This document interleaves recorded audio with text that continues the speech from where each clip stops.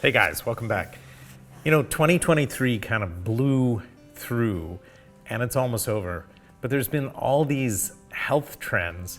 And so I wanted to kind of go through them with you one by one and give them the thumbs up or the thumbs down. Some are new, some are old, but the idea is to just keep them in mind. So here we go. Hit the like, subscribe, and share buttons so that you can enjoy more episodes from our channel. Hey guys, Dr. Nene here. I practice as a cardiothoracic, vascular, and general surgeon, and I'm now a health tech innovator who wants to improve lifespans and lifestyles. So stay healthy, stay curious, and keep watching. Digital detox. Digital detox. Well, that is a thing, and that has been for quite some time, since the pandemic and even before that. We've done articles and vlogs on this on the channel, talking about what is the right amount of time that kids should be on devices, but it's true for all of us. I think what's abundantly clear is being in front of a screen is harmful. Why is it harmful? We've talked about some of it, but part of it is the fact that you stay in a sedentary position for a longer period of time, straining your eyes.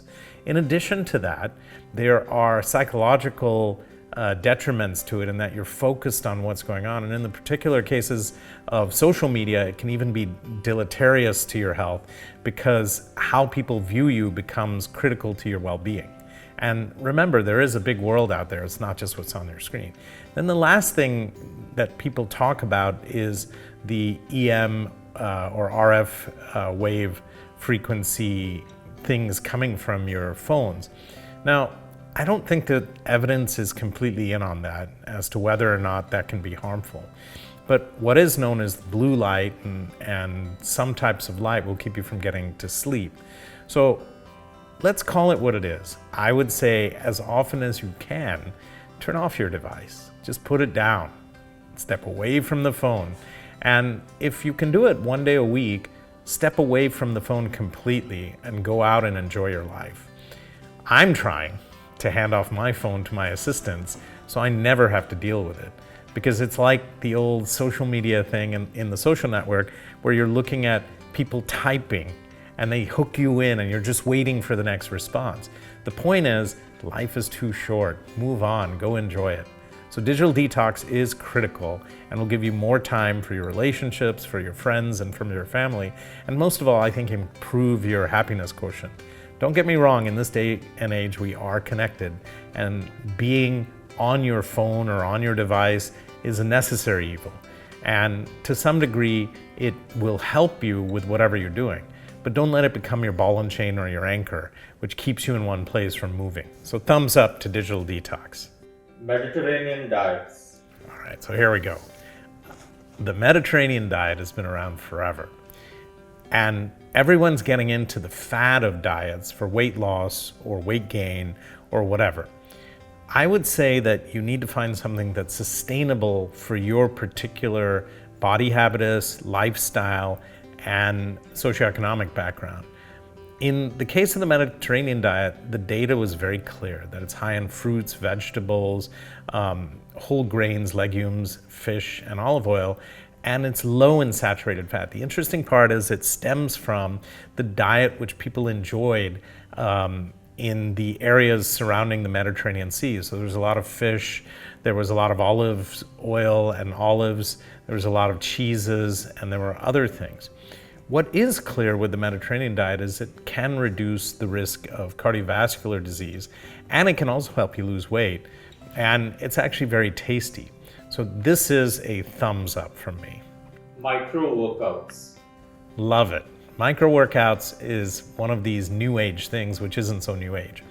If any of you guys have smart devices, they're always cueing you at intervals to get up and say it's time to stand up, right? There's a reason for that, to get the blood flowing and whatnot. But the data's coming in now that even if you do a little bit of exercise all day, and that can mean at your desk, just moving your feet, pushing, doing that at intervals, 25 to 30 minutes or each hour, getting up, walking around, doing something, you'll actually do much better than someone who just stays sedentary all day. How will you do better?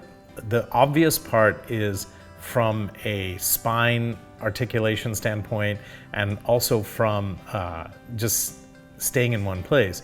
There's some people who say sitting is the next smoking. And I think, the evidence is not clear there, but the point is a sedentary lifestyle does lead to worse things. But in specific with micro workouts, you're planning to do a few push-ups, a few sit-ups, some tummy tucks, some spine relief, other things throughout the day rather than all in one block. I think it's an interesting idea which requires a lot of research, and I think the short take is that it adds up to a big result and can actually improve your focus by clearing out some of your mind space. When you get caught up in a problem and you're chugging along at high speed for 25, 30 minutes, getting up and doing something, even if you're doing a few push-ups or a few sit-ups or just doing something. Now, can you do that in an office place? You can, you just have to be crafty. Walk a staircase, go up and down, do some lunges or do some wall push-ups or something like that. But I will tell you, once you start engaging all your muscle groups and not just the one in your head, chances are you'll be a lot happier too. And there is an added benefit that your basal metabolic rate can increase and thereby help you burn off some calories and improve your overall health. So micro workouts, I think, are a plus, and thumbs up. Body neutrality. In the age of social media, everyone is dependent on how people think about you. And I've talked about this before about extrinsic versus intrinsic motivation. But the idea with body neutrality is looking at your body more like a physical vessel and a smaller part of who you are, and focusing on that rather than what you look like. I've said it many times on the channel that everyone is beautiful, and it doesn't matter. Big, small, tall, short, not relevant. What's relevant is how you feel. And so body neutrality tries to put you in a space where you discard all of the opinions that people are formulating about you and try to look at rather what makes you intrinsically happy. Now, that's a tough one. In social media, on which some of these platforms are, everyone's going for the Instagrammable moment. But I would say to you, more than anything else, your wealth and your well-being is managed by the experiences with your family and friends. And that's the true source of your happiness. And so when you give, you get. And secondly, that if you look at your body as only a physical interpretation of what you actually think, you're going to be much happier, not necessarily looking at what you actually are doing. Mind you, I want you to focus on staying healthy and, maintaining your weight and exercise routine, but not for the wrong reasons, is what I'm saying. Do it because you want to stay healthy and you want to feel good. So this one is a thumbs up. Face yoga. Face yoga, is it even a thing? I thought this one was very, very interesting. And the truth is that face yoga basically involves moving your muscles and skin and lymphatic systems to kind of drain everything out. Even massaging your face. I mean, who doesn't like a good facial, right? There is some research that's found exercises like that can actually improve your well-being as well as the appearance of your face. The interesting part is that don't get too caught up in everything you do and try to focus on why you're doing it. For me, with yoga, I think it's more about focus, and it's about stretching, and it's about a little bit of resilience. And so I use this sort of stuff just to move my face around, make my cheeks go, eyebrows go, kind of give me a smiley face, a frown, all of that. And what it does is it kind of gets the blood flowing in all of your muscles. So while the data is not absolutely clear on this, I would say it's a step in the right direction, and you won't hesitate to it. One caveat though is don't just do this anywhere, because people will look at you funny.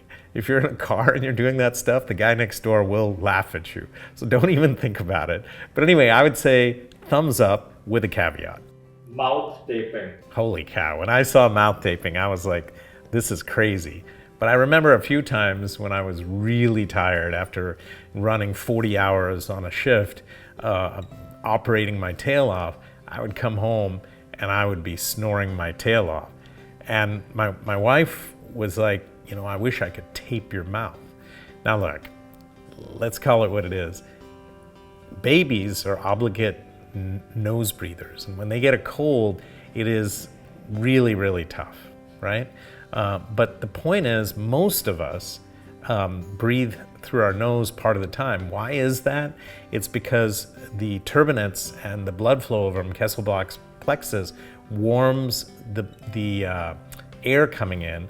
At the same time, you have natural filtration systems which are looking at the bacteria and other things coming in and presenting them to your immune system. So there is a very natural barrier with your nose.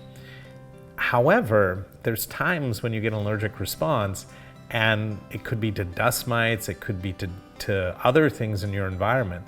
Imagine if you were sleeping and your nose got plugged up and that you could not breathe because someone had taped your mouth. How does that work? So I'm just gonna tell you this. Mouth taping is an absolute no-no. Thumbs down. Ice baths. So ice baths. We're about to do a piece on this, which you'll love. And it's on shower power, basically. But the bottom line is, I already spoke about this partially in my DOMS video, delayed onset muscle soreness, where there is evidence to suggest that dunking in ice cold water can actually improve inflammation. Now look, as an athlete, I know that after a very vigorous workout and after other things, icing down your joints does help. The question is timing, duration, all of those things.